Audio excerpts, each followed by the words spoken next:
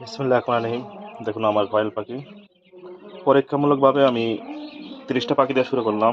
ইনশাআল্লাহ একদিন হয়তো আল্লাহ তাআলা চাইলে আমার এই খামার অনেক বড় হতে পারে।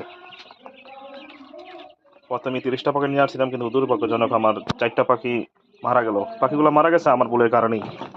কারণ প্রথমে আমি খাঁচাটাকে রেডি না করে পাখিগুলো নিয়ে আসছিলাম। ১৮ দিন বয়সে নিয়ে আসছিলাম, কিন্তু পাখিগুলা ছিল অনেক ছোট। তো এই ফাঁক দিয়ে চলে বাইরে যেত।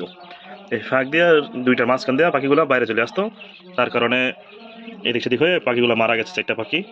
তারপরে একটু বুদ্ধি করে চারিদিক দিয়ে এমন নেট দিয়ে সুই দিয়ে সিলি করে দিয়েছি চারদিকে। সিলি করে দেওয়ার পরে এখন আর বাইরে যেতে পারে না। মাশাআল্লাহ এখন পাখিগুলো আমার খুব সুস্থ আছে, এবং কি আগের চেয়ে অনেক বড় হয়েছে আলহামদুলিল্লাহ।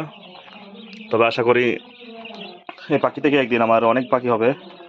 সবাই দোয়া করবেন।